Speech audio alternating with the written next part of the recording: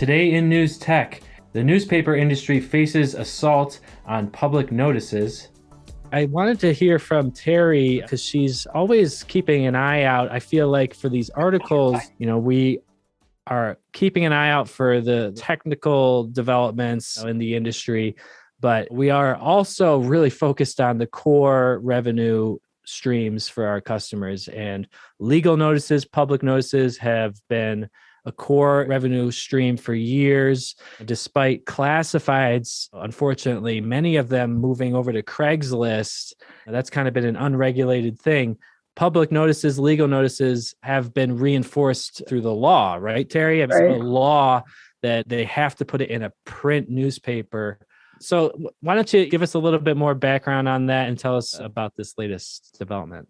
Yeah, I thought you might be interested in the history of this. I mean, we're all accustomed to seeing public notices in newspapers, and maybe we kind of unconsciously figure that it's required somehow if you've never been involved with your community on a government level as far as meetings and things like that. But this came out yesterday in Publisher Insider. Public notices, also known as legal notices, they might be just listed as notices. They are under assault. They have been for quite a few years now. We've had a few publishers that have been in the trenches with litigation and that sort of thing. And I would just like to add right now that if your paper isn't part of a newspaper association, you really need to consider that, because newspaper associations are your greatest advocate when it comes to this type of thing. All right, I just want to add on to that. A lot of these associations have statewide public notice sites too, right? We saw a couple examples of that. Correct. So anytime anything is in legislation, like it is right now, and has been for the past couple of years, your newspaper associations do have representatives at these things, and they're fighting on your behalf. It says, but in recent days, they've come under assault, meaning public notices in print editions have come under assault, with at least 5 state legislators moving to relax requirements that municipal and state governments post public notices in local newspapers. And what they're trying to do is they're trying to move the requirement of posting in local newspapers to posting on a government website. There's 2 things here. First of all, government accountability. And newspapers have long been the torchbearers of government accountability. If a government is posting on their own website, who's holding them accountable? How do we know? The second thing is accessibility. Not everyone has access to the web. It's not right in your face. I mean, even if you don't have $1.50 to go and pick up your newspaper, oftentimes you can go to the stand and look at it and put it back down. 2 really interesting points. Broadly speaking, the news deserts that are creeping up on us, you mentioned accountability. I mean, this is what starts to happen. If you don't have an independent party that is a established, verified publication in the area, you could just have these fly-by-nights pop up that claim to be a public notice website. They don't really have any real tie to the community. It's kind of the same problems that you see with fake news pages showing up on Facebook. Anyone can start a fake news website and post their opinions there. But this is something that's tied into just the fabric of the community by requiring the newspaper to be. That's why you're a newspaper of record. The newspaper of record, right. Every community, whether it's a village, a town, a city, even counties, have a newspaper of record specifically for this purpose of posting public notices. One of those things that I didn't see if it was mentioned, but it's also an issue of transparency too, is when government entities post bids for contracts. Important thing for local business people to be aware of to make sure that there's nothing underhanded going on. Mm-hmm. It's completely accessible to anyone who wants to check and see who's bidding, all those kind of things. Those public transparency issues are paramount.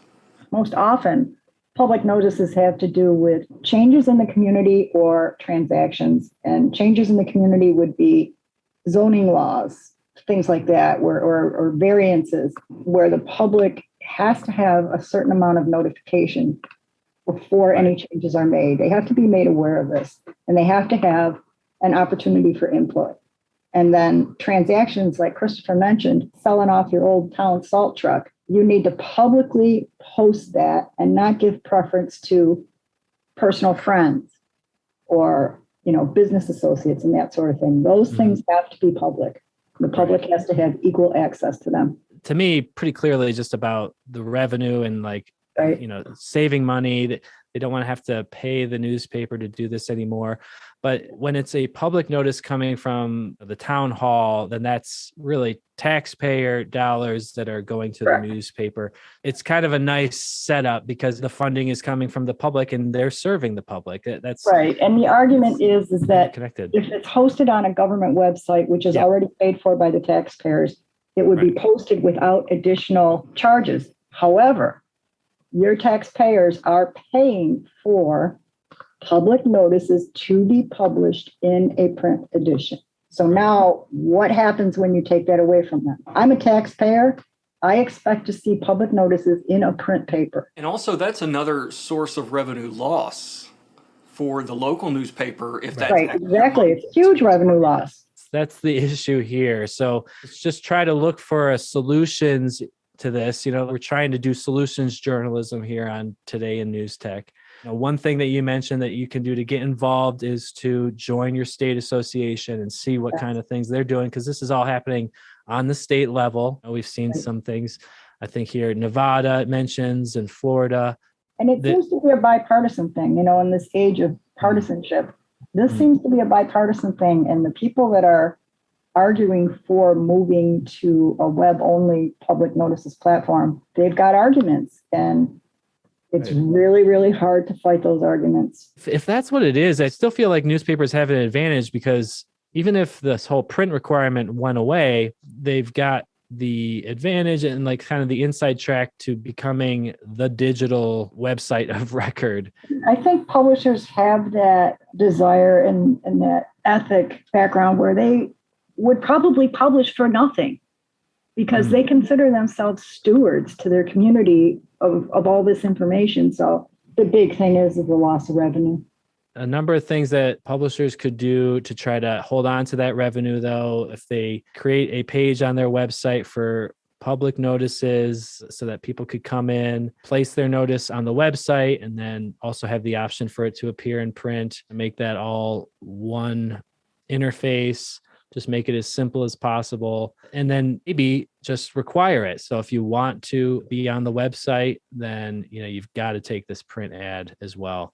I think a lot of people have taken that approach with just advertising in general. So that might work here for public notices in general. The tools are definitely on WordPress for creating a section like this. If it did come down to the point where it was decoupled from print, the newspaper could still hang on to this revenue in a digital only format, if nothing else, to keep it away from becoming all centralized under one government branch. This is an inevitable consequence, I think, of technology moving forward. So it's just a question of how much we can hold on and how we can adapt to continue to serve the community in vital roles. I just had a really far out thought. I mean, what if the whole web just crashed? Seriously. Right. I mean, what if? Yeah. At least now you still have a print edition, or we go back to mailing notices to the town hall doors. It's important to keep government accountable for all things. Absolutely. Thank you so much for that. Today in News Tech, the podcast covering innovation in digital journalism. You can follow us on Facebook and Twitter and subscribe on YouTube or any of your favorite podcast apps. We'll see you tomorrow. At our hometown, we help newspapers build WordPress websites, design native apps, and develop digital subscription models. If you are interested in a free prototype of your publication on WordPress, go to ourhometown.com and click the Contact Us button.